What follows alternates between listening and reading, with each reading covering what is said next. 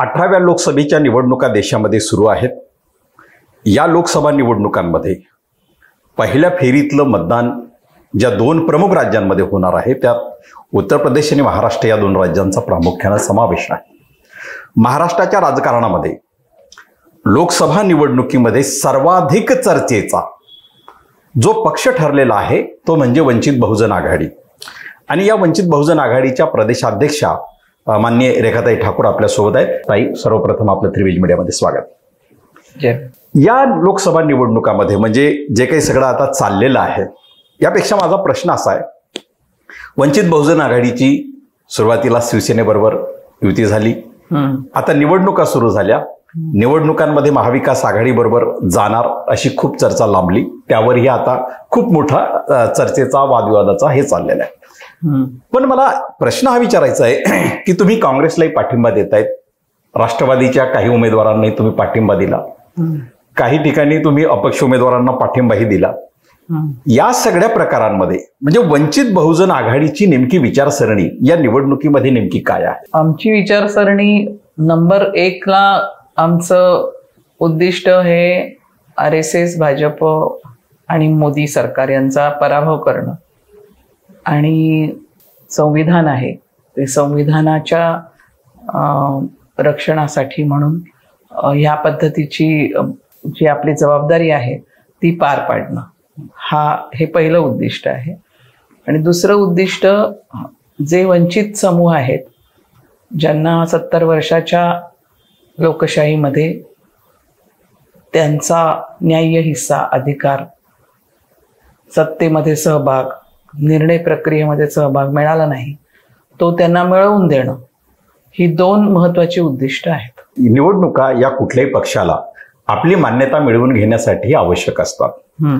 या अनुषंगाने म्हणजे बाळासाहेबांनी मुंबईच्या महाविकास आघाडीच्या जाहीर सभेमधून शिवाजी पार्कमध्ये ही गोष्ट सांगितली आणि त्यापूर्वी सांगितली की वंचित बहुजन आघाडीची जी सभा झाली त्यापूर्वी बाळासाहेबांनी हे म्हटलं की या लोकसभा निवडणुकीमध्ये संविधान अजेंडा असेल आणि संविधान, आपणही तेच म्हटलं की एका बाजूला संविधान बदलण्याची भाषा करणारे आणि एका बाजूला संविधान वाचविण्याची भाषा करणारे. संविधान वाचवण्याची भाषा करणारे सगळे पक्ष एकत्रित न येण्यामध्ये नेमकी काय अडचण आहे?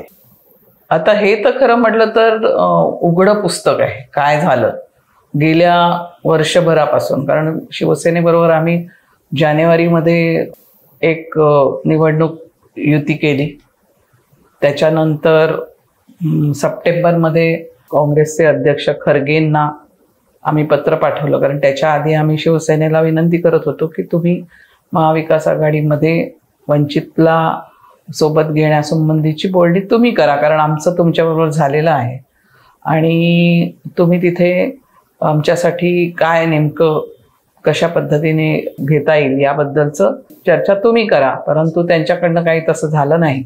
मग युती झाली पाहिजे, मतांचं विभाजन टाळलं पाहिजे या भूमिकेमधून आम्हीच पुढाकार घेतला आणि आम्ही 1 सप्टेंबरला एक पहिलं पत्र लिहिले आणि नंतर परत त्याच महिन्यामध्ये मला वाटतं दुसरं पत्र लिहिलेलं आहे महाविकास आघाडी. कारण त्यावेळेस इथे इंडियाची बैठक होणार होती तर परंतु आम्हाला प्रतिसाद मिळाला नाही. ते प्रेसमध्ये बोलत राहिले की आम्हाला त्यांना सोबत घ्यायचं आहे, परंतु प्रत्यक्षामध्ये चर्चेसाठी किंवा सोबत हे करण्यासाठी, विचारविनिमय करण्यासाठी आम्हाला कुठेही बोलवण्यात आलं नाही. आणि हे अगदी डिसेंबरपर्यंत चालू राहिलं.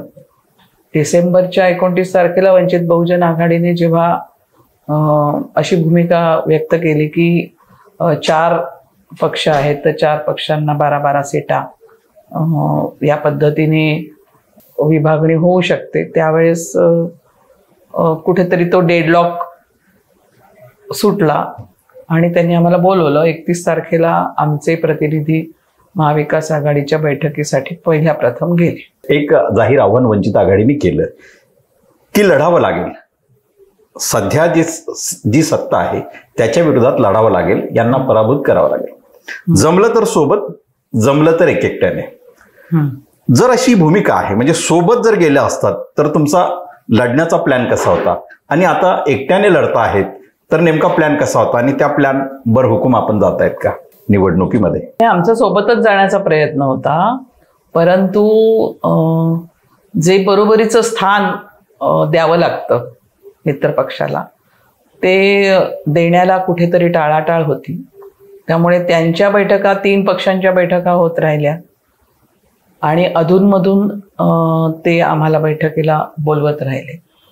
त्यामुळे कुठेतरी मनामध्येच एक सरंजामी भूमिका आहेत की ज्याच्यामुळे वंचितला बरोबरीच्या नात्याने सोबत घेण्याचा उमदेपणा त्यांनी दाखवला नाही. त्यामुळे हे यशस्वी झालं नाही, म्हणजे युती झाली नाही. वस्तुस्थितीतली एक चर्चा अशी आहे की म्हणजे हरिवर्धन फुंडकर साहेबांना 1.5 तास बसवून ठेवलं. दुसरी एक चर्चा अशी आहे की वंचित बहुजन आघाडीची मागणी अशी होती की महाविकास आघाडीच्या बैठकीमध्ये, म्हणजे ही अंतर्गत चर्चा, यावर मी प्रश्न विचारतोय की CPI, CPM आणि समाजवादी या पक्षांना बोलवू नये महाविकास आघाडीच्या बैठकीत आणि ही अट अंतर्गत मान्य करण्यात आली होती अशी एक चर्चा आहे. या संदर्भात नेमकं काय आपलं स्पष्टीकरण? मला माहित नाही अशी कोणी अट घातलेली. अच्छा, म्हणजे अशी काही अट नाही. आता वंचित बहुजन आघाडी ही वेगवेगळ्या जाती समूहाचे उमेदवार उभे करते आहे. सोशल इंजिनिअरिंग याला आपण म्हणत राहतो, परंतु सोशल इंजिनिअरिंगचा हा जो आराखडा आहे हा काँग्रेस काळातही होता. म्हणजे काँग्रेसच्या सत्ता काळातही आपण हे पाहिलं की एका जातीचा एक व्यक्ती असतो, त्याला सत्ता द्यायची आणि त्या जातीची मतं घ्यायची. ती सोशल इंजिनिअरिंग आणि वंचित बहुजन आघाडीची सोशल इंजिनिअरिंग यांच्यामध्ये गुणात्मक नेमका काय फरक आहे उमेदवारी देताना? त्यांनी या पद्धतीने दिलेलं नाही. म्हणजे जर का तुम्ही मुस्लिम समूहाचं बद्दल घेतलं तर काँग्रेसने मुस्लिम उमेदवारच दिले नाहीत अनेक वर्ष. म्हणजे एक मला वाटतं रफिक झकेरिया औरंगाबादमधून पूर्वी येत होते, त्याच्यानंतर म्हणजे उमेदवार द्यायचे आणि मतं घ्यायची असा त्यांचा फॉर्म्युला नाही आहे. त्यांचा फॉर्म्युला हा एखाद्या कोणाला तरी सोबत ठेवायचं आणि त्याच्यामधून जेवढी समूहाची मतं आहेत तेवढी सगळी घ्यायची. म्हणजे हा ज्याला काय म्हणू की प्रमाणशीर प्रतिनिधित्व देण्याचा नाही, तर किंवा प्रतिकात्मक एखादा व्यक्ती घ्यायचं आणि मग तो सगळा समाज आपल्याला बांधून घ्यायचा, हे त्यांचं मॉडेल राहिलेलं आहे. आम्ही असं म्हणतो की जे समूह आहेत त्या समूहांना त्यांच्या लोकसंख्येच्या प्रमाणामध्ये प्रतिनिधित्व मिळालं पाहिजे आणि म्हणून आम्ही अल्पसंख्याकांना 3 सीटा आपण दिल्या पाहिजेत, ओबीसीना 15 सीटा आपण दिल्या पाहिजेत आणि या पद्धतीने महाविकास आघाडीमध्ये आपण एक धोरण ठरवू असं देखील प्रपोजल दिलेलं आहे की ज्याला त्यांनी फारसा प्रतिसाद दिला नाही. राजकारणामध्ये कुठलीही चर्चा म्हणजे जी धोरणात्मक चर्चा असतात त्याची एक अंतर्गत बाब म्हणजे चर्चेसाठी अंतर्गत पद्धतीने त्यावर चर्चा व्हावी, परंतु वंचित बहुजन आघाडीने प्रत्येक मुद्द्यावर एक पब्लिक डोमेनमध्ये ते विषय ठेवले आणि त्यावर मग चर्चा घडवण्याचा प्रयत्न केला. याचं नेमकं कारण काय? याचं कारण असं की वंचित बरोबर बोलणी करत असताना वंचितच्या विरोधामध्ये या ठिकाणी मीडियामध्ये खूप मोठ्या प्रमाणावरती विरोधामध्ये वंचितला डॅमेज करणारे अशा पद्धतीचे स्टेटमेंट्स येत होते. अशा पद्धतीचा एक नॅरेटिव्ह निर्माण करण्याचा प्रयत्न केला जात होता. वंचित बी टीम आहे हा नॅरेटिव्ह सतत दिला जात होता. तर वस्तुस्थिती जी आहे ती वस्तुस्थिती पारदर्शकपणे जर का समोर आली तर अशा पद्धतीचे जे खोटे दावे केले जातात आम्हाला डॉमिनेट करण्यासाठी ते दावे मग यशस्वी होणार नाहीत आणि सत्य समाजासमोर राहील असं आमची भूमिका आहे. आणि त्यामुळे आम्ही ते सतत त्यामध्ये जे काय होत आहे त्याचं एक पारदर्शकपणे समाजासमोर सांगत राहिलो. असं नाही का काही ठिकाणी काही बाबतीमध्ये जी अंतर्गत चर्चा असते ही काही सर्व चर्चा आणलेली नाही समोर.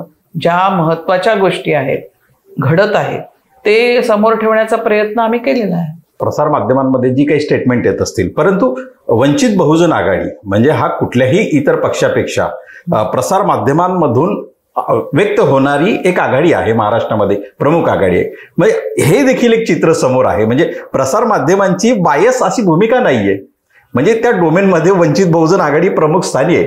अशा वेळी म्हणजे या विधानांचा नेमका अर्थ काय आपण घ्यायचं की साधं तुम्हाला मी उदाहरण देते की वंचितला आम्ही 5 सीटा देऊ केल्या असं म्हणत आहे महाविकास आघाडी, अशी बातमी चालवली गेली मीडियामधून, जी की वस्तुस्थिती नाही. आम्हाला कुठेही तोंडी किंवा लेखी त्यांनी सांगितलेलं नाही.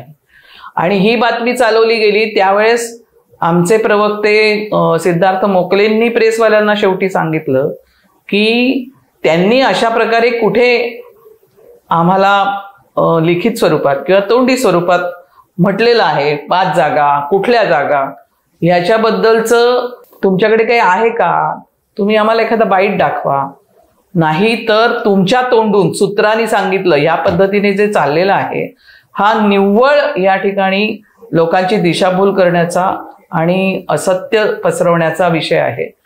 आता हे जे आहे हे कसं काय प्रेस करते, तुम्ही आम्हाला असं अजिबात म्हणू शकत नाही की वंचित बहुजन आघाडीला त्या ठिकाणी योग्य पद्धतीने मीडियामध्ये हे मिळतं म्हणजे जागा मिळते, असं नाही आहे.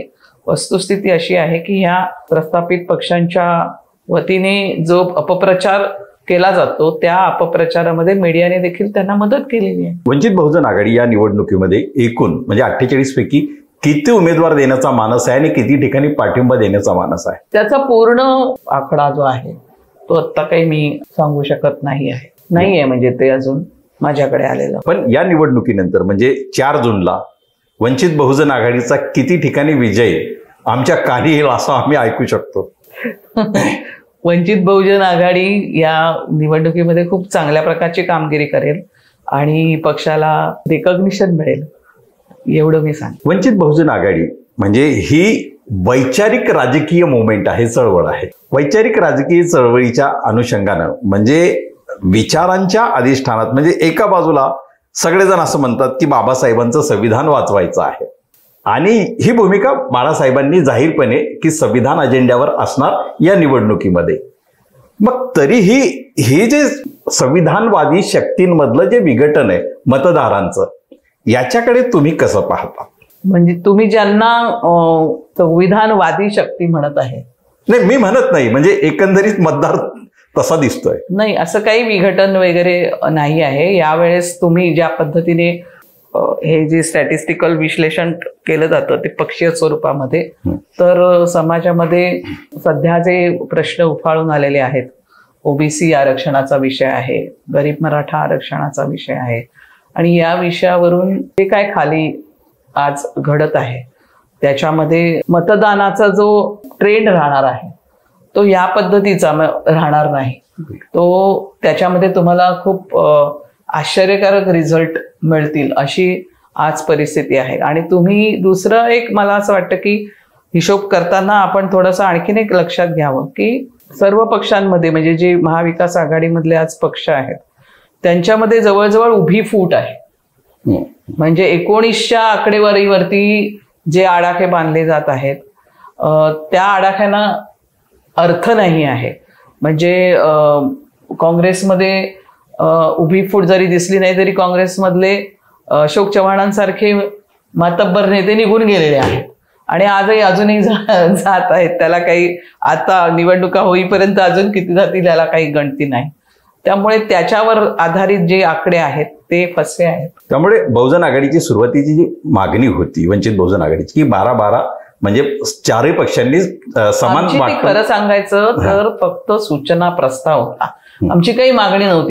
माझं काय म्हणणं, आमची भूमिका एवढीच आहे की हे जे कोणाकडे किती आमदार आहेत आणि खासदार आहेत याचे हिशोब आत्ता मांडण्यात अर्थ यासाठी नाही की ते तुमच्याकडे आज राहिलेलेच नाही. एक गोष्ट. आणि दुसरी महत्वाची गोष्ट की वंचित बहुजन आघाडी हा असा फॅक्टर आहे की आज तो जर का वगळला तिथून तर तुम्हाला किती मिळणार, तर तुम्हाला जवळजवळ खूप कमी सीटा मिळणार असं दिसतंय. आणि तुम्ही जर का महाविकास आघाडीमध्ये त्याचा समावेश केला तर तुम्ही 40च्याही पुढे जाऊ शकता असं प्रेडिक्शन आहे स्टॅटिस्टिकल.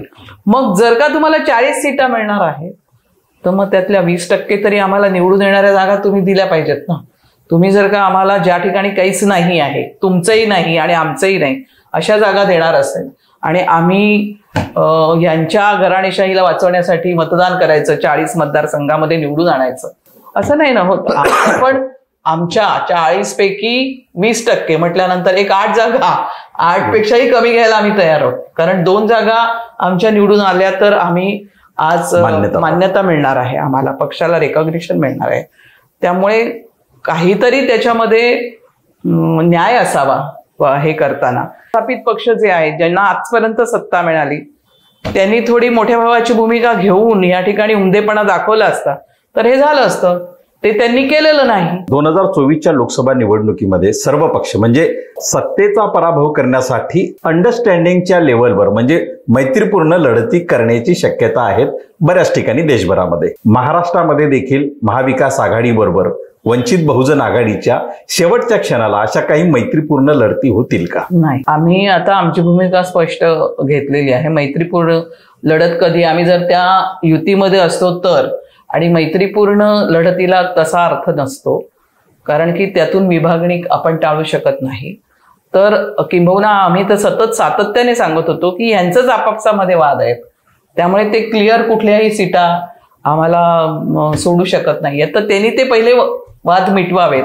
परंतु हे सगळं खूप निगेटिव्हली रंगवण्याचं काम मीडियामध्ये झालं.